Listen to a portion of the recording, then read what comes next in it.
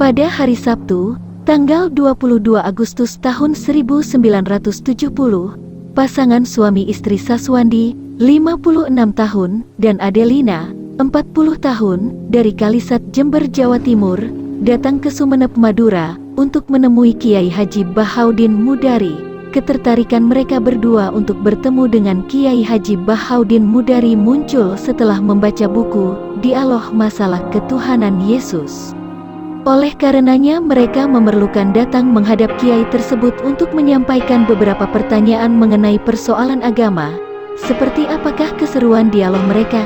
Silakan dengarkan sampai habis, dan simak baik-baik tiap keterangan dan ayat-ayat yang disampaikan.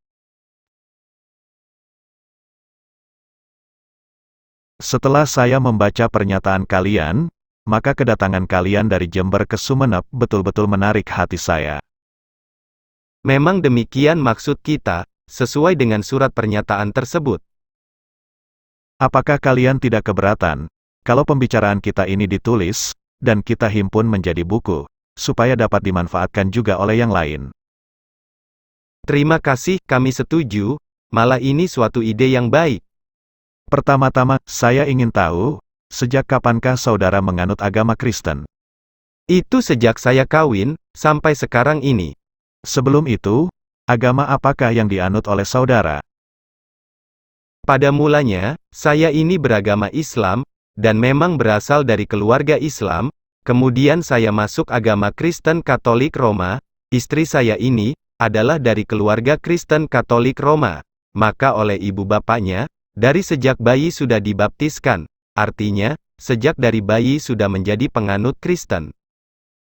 Jadi, kalau begitu, perkawinan kalian dilaksanakan menurut agama Kristen.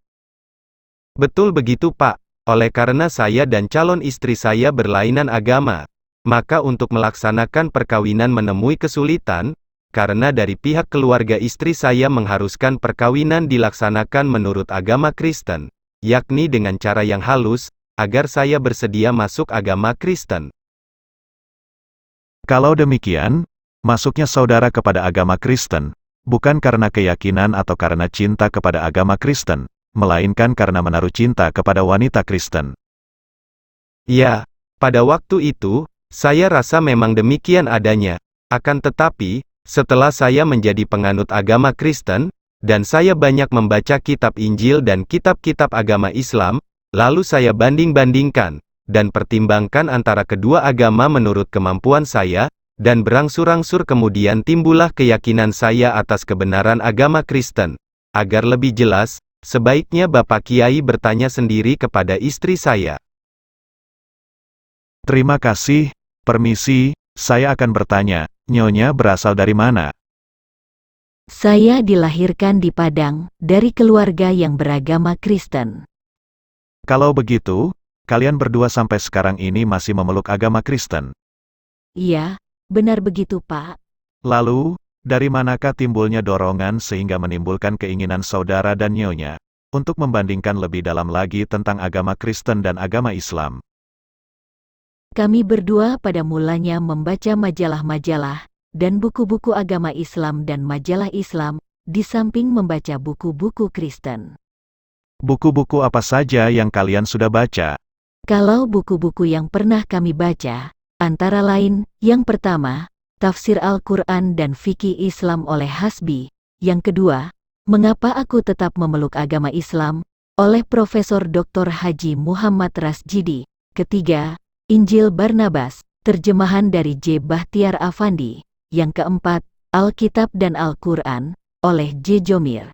Tapi yang sering kami baca ialah majalah Kiblat, terbit di Jakarta yang dipimpin oleh Haji Ahmad Musaffa Bashir. Dan kadangkala kami membaca Harian Abadi yang terbit di Jakarta, dan beberapa majalah dan surat kabar lainnya juga. Apakah buku dan majalah tersebut dibeli atau pinjaman? Pada mulanya, kebiasaan saya membeli majalah hiburan bergambar. Akan tetapi setelah beberapa lama kemudian, di samping membeli majalah-majalah hiburan, hati kami tertarik untuk membeli buku-buku lainnya. Juga majalah Kiblat, saya beli. Pada mulanya kami merasa tersinggung, karena di majalah Kiblat itu seringkali memuat artikel-artikel mengenai hal Kristen. akan tetapi selalu ada dorongan dalam hati untuk terus membacanya. Setelah membaca buku dan majalah itu, bagaimana pendapat saudara dan nyonya? Tentu saja, akhirnya ada pengaruhnya di dalam jiwa kami. Malah kami berdua senantiasa berdiskusi di rumah, mengenai agama yang kami anut, akan tetapi tetap tidak ada keputusannya. Namun seringkali timbul bisikan jiwa yang mendorong kami untuk membaca buku-buku agama Islam. Lalu, bagaimana kelanjutannya? Yang terakhir, kami membaca buku Dialog Masalah Ketuhanan Yesus, antara Bapak Kiai Bahaudin Mudari dengan Antonius Widuri, seorang Kristen yang saya terima dari saudara Syafrani ipar saya, sehingga orang Kristen itu masuk agama Islam. Buku Dialog Masalah Ketuhanan Yesus itu benar-benar menarik perhatian kami, malah makin bertambah hasrat kami.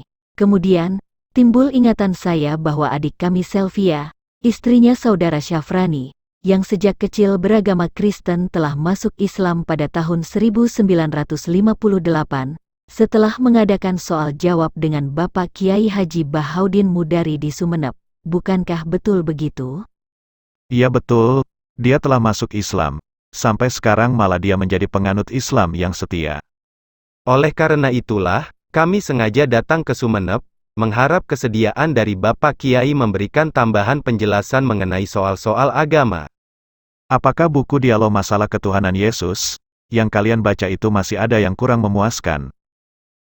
Sebenarnya masih ada yang kami bimbangkan, namun kami datang untuk bertanya dari segi-segi yang lain lagi. Kalau begitu, kalian berdua datang ke Sumeneb, khusus untuk bertanya soal-soal agama pada saya, betulkah begitu? Memang demikian, kami sengaja datang ke Sumeneb pada Bapak Kiai, untuk mencari kepuasan dalam memeluk suatu agama, karena kami tidak mau ikut-ikutan dalam menganut suatu agama. Tetapi, kalian terlebih dahulu harus menyadari, bahwa menurut ajaran Islam itu, tidak ada paksaan. Menurut ajaran Islam, setiap agama, setiap penganutnya, harus bersikap toleran terhadap semua agama, dilarang memaksa terhadap penganut lain agama. Karena itulah, kami datang kemari, tidak minta, tidak dipaksa, dan tidak mau kami dipaksa begitu saja, akan tetapi sungguh-sungguh kedatangan kami ini untuk meminta penjelasan, terserah pada kami sendiri hasilnya nanti, karena kami sendiri yang dapat membanding dan menimbang, kami memeluk agama sedapat-dapatnya dengan meneliti, mempelajari, menimbang yang menghasilkan kesadaran sehingga menimbulkan keyakinan. Apakah ada pertanyaan yang akan dihadapkan pada saya?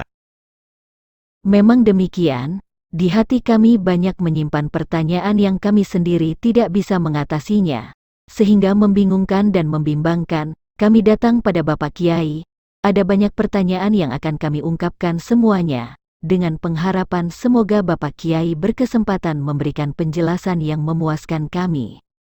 Pastinya, betul-betul banyak pertanyaan dari kalian.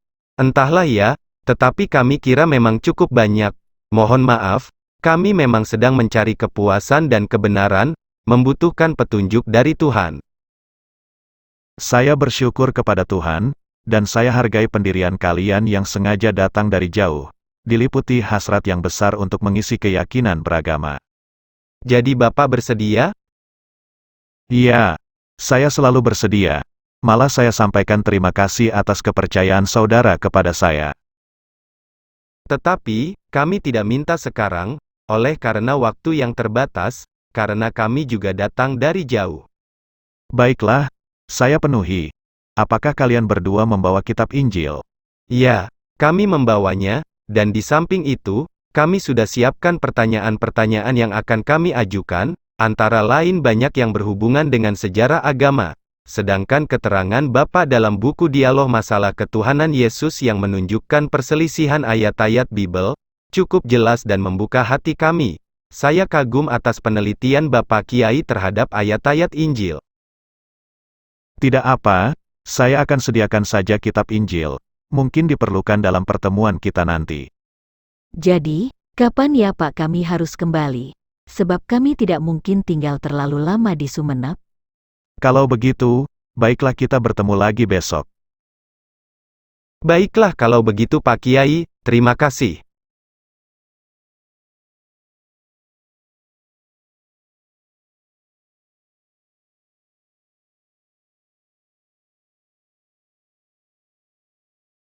saya akan bertanya kepada Bapak Kiai, tentang Trinitas, Tuhan Bapa, Tuhan Anak dan Ruhul Kudus, yang menjadi kepercayaan kami selaku penganut agama Kristen. Tentang Trinitas, dalam buku Dialog Masalah Ketuhanan Yesus, antara saya dengan seorang penganut Kristen yang telah dibukukan, tentunya kalian juga sudah membacanya. Betul, kami memang sudah membacanya, dan kami sudah merasa puas. Namun ada yang perlu kami bicarakan mengenai sejarah Trinitas. Kalau begitu, baiklah ajukan saja pertanyaan kalian. Baik Pak Kiai, apakah ajaran Trinitas dalam agama Kristen itu benar-benar berasal dari ajaran agama Kristen dan ajaran Yesus sendiri sejak dari asal mulanya, atau bagaimana? Pada dasarnya, asal mulanya kekristenan itu mempunyai keyakinan bahwa Tuhan itu tunggal, sedang Yesus adalah sebagai utusan Allah. Ajaran agamanya pada mulanya, secara garis besar masih meneruskan ajaran agama Nabi Musa, seperti bersunat atau khitan, zakat dan lainnya. Kalau begitu, dari manakah asal-usul kepercayaan terhadap Trinitas itu? Kepercayaan terhadap Trinitas itu, berdasarkan sejarahnya, bukan berasal dari ajaran Tuhan dan bukan berasal dari ajaran Yesus sendiri, bukan pula dari Bible yang asli, melainkan adalah hasil dari keputusan rapat gereja atau konsili, yang diadakan di Nisia pada tahun 325 Masehi. Dalam rapat gereja tersebut mengambil suatu keputusan, bahwa Yesus itu adalah anak Tuhan, dan malah dianggap juga Tuhan. Pada saat itulah mulai ada sebutan, Tuhan Bapa dan Tuhan Anak, tetapi diakuinya satu juga. Kemudian dua Tuhan itu ditambah satu Tuhan lagi yakni Ruhul Kudus yang disahkan dalam rapat gereja konsili, bertempat di Konstantinopel pada tahun 381 Masehi. Sejak itu mulai ada sebutan, Sang Bapa, Sang Putra, Sang Roh Suci, atau Patri, Filii et Spiritus Sancti. Dengan ini jelas bahwa Trinitas yang menjadi keyakinan dalam agama Kristen itu timbulnya dalam tahun 381 Masehi atau abad keempat. Kalau begitu tiga Tuhan dalam Trinitas itu bukan asli dari ajaran agama Kristen? Berdasarkan sejarah tersebut, jelas sekali bahwa ajaran tiga ada Allah buatan manusia semata-mata, bukan dari Tuhan, dan bukan dari Yesus sendiri. Saya minta Bapak tunjukkan, di kitab manakah ada menyebutkan keterangan Bapa tentang Trinitas itu? Dalam Alknet Encyclopedia, Arius menyebutkan bahwa Sang Anak atau Yesus itu pada mulanya adalah makhluk yang dijadikan, lalu dibantah oleh konsili, rapat gereja, di Nisia dalam tahun 325 Masehi. Rapat gereja itu memutuskan tentang kesamaan zat antara Sang Anak dan Bapa. Kemudian dalam konsili di Konstantinopel tahun 381 Masehi, ditambah lagi tentang kesamaannya Ruhul Kudus. Jadi sebelum tahun 381 Masehi, penganut-penganut agama Kristen tidak mengenal Trinitas. Kalau begitu mereka memuliakan satu Tuhan tidak mengenal Tuhan Anak.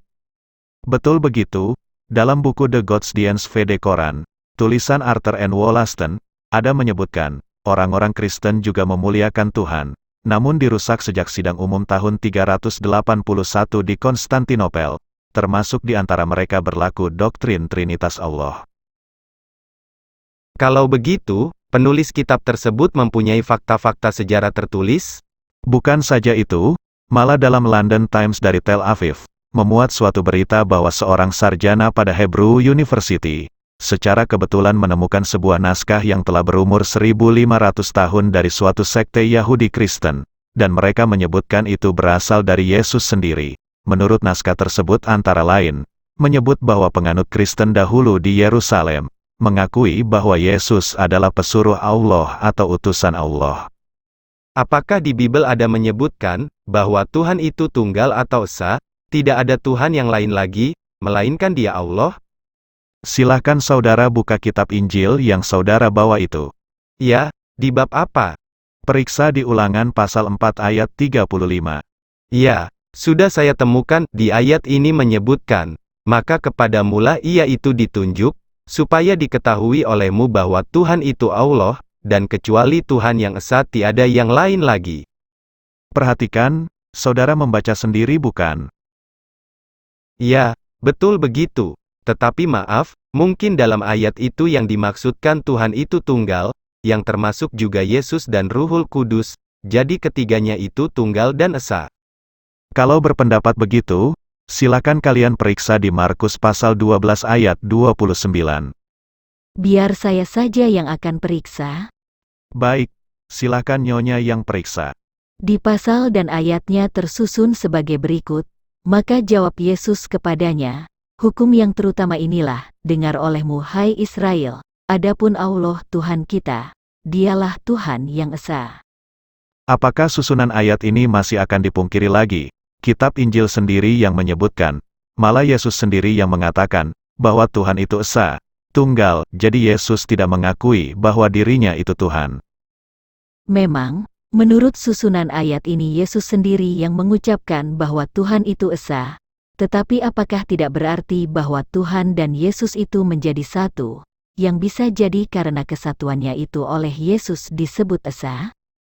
Coba Nyonya perhatikan, di ayat itu Yesus sendiri berkata, adapun Allah Tuhan kita, maksudnya, bahwa Allah itu adalah Tuhannya Yesus dan manusia lainnya.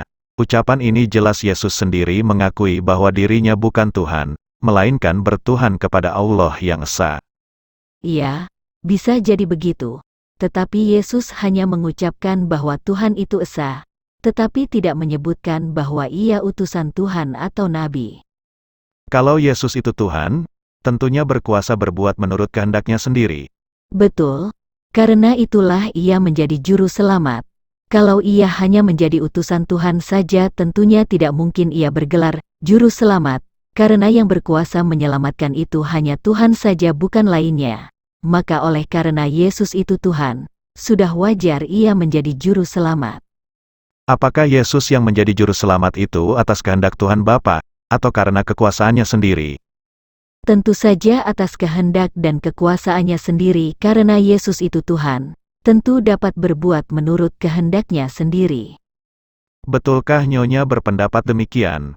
Iya, betul demikian. Apakah pendirian Nyonya ini, berdasarkan kitab Bible, atau hanya timbul dari pendapat Nyonya sendiri? Iya, demikianlah yang saya ketahui. Apakah Saudara Saswandi juga sependapat dengan Nyonya dalam hal ini? Ya, saya sependapat dengan istri saya. Kalau begitu silakan kalian periksa di Yohanes pasal 5 ayat 30. Di pasal dan ayat ini ada menyebutkan, maka aku tidak boleh berbuat satu apa dari mauku sendiri, seperti aku dengar, begitu aku hukumkan dan hukumku itu adil adanya, karena tidak aku coba menuruti mauku sendiri, melainkan maunya Bapa yang sudah mengutus aku. Perhatikan, di ayat ini Yesus sendiri yang berkata, bahwa ia tidak boleh berbuat sekehendaknya sendiri, melainkan atas kehendak Tuhan. Kalau Yesus itu Tuhan tentu berkuasa berbuat sekehendaknya. Jadi Yesus sendiri mengakui bahwa ia bukan Tuhan, melainkan ia adalah utusannya. Kalian dan penganut-penganut Kristen, bertuhankan Yesus. Sedangkan Yesus sendiri menolaknya malah dirinya sendiri tegas mengakui bukan Tuhan, melainkan utusan Tuhan. Nah, agar lebih jelas lagi, silakan baca Yohanes pasal 8 ayat 40, pasal 6 ayat 14, pasal 7 ayat 40, Matius pasal 21 ayat 11 dan Lukas pasal 7 ayat 16. Baiklah, saya saja yang akan memeriksanya. Aku, seorang yang mengatakan kebenaran kepadamu, yaitu kebenaran kepadamu, yaitu kebenaran yang kudengar dari Allah. Yohanes pasal 8 ayat 40, dia ini adalah benar-benar nabi yang akan datang ke dalam dunia. Yohanes pasal 6 ayat 14, dia ini benar-benar nabi yang akan datang. Yohanes pasal 7 ayat 40, inilah Nabi Yesus dari Nazaret dari Galilea. Matius pasal 21 ayat 11, seorang nabi besar telah muncul di tengah-tengah dia. Lukas pasal 7 ayat 16. Sangat jelas sekali bahwa berdasarkan Injil sendiri telah menyebutkan bahwa Yesus adalah pesuruh Allah. 1. Naskah The Shepherd, kitab kanonik, karya Hermas yang ditulis tahun 90. Disebutkan, pertama, percayalah bahwa Allah itu esa. Dialah yang menciptakan dan mengatur segalanya. Dia menciptakan sesuatu dari tidak ada menjadi ada. Dia meliputi segala sesuatu. Tetapi dia tidak diliputi oleh apapun. 2. Surat Kabar Times terbitan tanggal 15 Juli tahun 1966 disebutkan, agama Kristen berkeyakinan bahwa Isa adalah anak Allah. Akan tetapi para sejarawan gereja mengakui bahwa kebanyakan pengikut Isa Al-Masih pada tahun setelah kematian Al-Masih menganggapnya sekedar nabi terakhir untuk Bani Israel. Jadi, setelah ditemukan naskah-naskah tua, 1. Codex Vaticanus, diketemukan pada tahun 1621 oleh Cyril Lucer dan Patriarch Konstantinopel dan sekarang disimpan di kota Vatikan. 2. Codex Sinaiticus, diketemukan pada tahun 1859 di Gunung Sinai, oleh Tishendorf dan sekarang disimpan di Museum Inggris. 3. Dead Sea Scrolls, diketemukan pada tahun 1947, oleh seorang gembala Badui di Gua Qumran, sekitar 10 mil timur Yerusalem, dan sekarang berada di Shrine of the Book di kota Yerusalem. Maka makin tampaklah kebenaran yang diungkapkan Al-Quran dan Hadits. Dalam hal ini, saya masih belum dapat membantah, tetapi mungkin nanti saya mempunyai pikiran baru. Pikiran baru atau Injil baru, selaku penganut agama Kristen, saudara harus percaya pada kitab Injil saudara yang menyebutkan bahwa Yesus bukan Tuhan, dan Yesus sendiri berkata bahwa Ia bukan Tuhan. Menurut pengakuannya sendiri, Yesus hanyalah utusan Tuhan. Tetapi Ruh Tuhan ada pada Yesus, sebagaimana juga disebutkan dalam kitab Injil, bahwa Ruh Yohanes turun pada Elia. Dalam kitab Maleaki pasal 4 ayat 5 menyebutkan, "Sesungguhnya aku akan mengutus Nabi Elia kepadamu, menjelang datangnya hari Tuhan yang besar dan dahsyat itu." Berdasarkan ayat ini bahwa turunnya ruhani itu bukan mustahil. Baiklah, saya minta keterangan di manakah ayat yang menyebutkan seorang yang turun dengan nama Elia. Tersebut di Matius pasal 11 ayat 14. Di sini ada menyebutkan, "Dan jika kamu mau menerimanya, ialah Elia yang akan datang itu." Saya minta keterangan, di manakah ada menyebutkan bahwa Yohanes mengaku Elia. Yesus yang berkata bahwa Yohanes itu Elia. Silahkan periksa, di Injil Yohanes pasal 1 ayat 21. Saya akan periksa, di sini disebutkan. Maka dia orang bertanya sama dia, "Siapakah engkau? Apa engkau Nabi Elia?" Maka dia berkata, "Aku bukan." "Apa engkau itu Nabi?" Maka ia menjawab, "Bukan." Perhatikan, di ayat ini Yohanes sendiri dengan tegas menolak bahwa dirinya bukan Elia. Walau Yohanes sendiri menolak, tetapi Yesus berkata bahwa Yohanes itu adalah Elia. Siapa yang bisa terima kata-kata itu, yang punya diri tidak tahu bahwa dirinya itu Elia, malah tegas menolak? Harap saudara teliti sekali lagi susunan kata di ayat tersebut. Kami jadi tidak mengerti. Kata-kata itu mustahil, memang tidak bisa dimengerti. Jadi sekarang bagaimanakah keyakinan saudara terhadap Trinitas? Saya sudah mengerti bahwa Trinitas itu bukan ajaran yang asli dari agama Kristen. Syukur kalau saudara mengakuinya. Dan bagaimanakah pendirian nyonya sekarang? Apakah sejalan dengan pendirian suami nyonya? Ya, sejalan. Malah saya sudah mulai ragu-ragu dan makin tipis keyakinan saya kepada ajaran Trinitas. Ya, kami mengerti. Syukur kalau kalian mengerti. Jadi saudara merasa sudah cukup puas dengan keterangan saya mengenai Trinitas. Kami sudah cukup puas. Terserah kalian, pertanyaan-pertanyaan apa lagi yang kalian perlukan. Kami akan ajukan pertanyaan-pertanyaan yang lain, tetapi besok malam saja. Baiklah.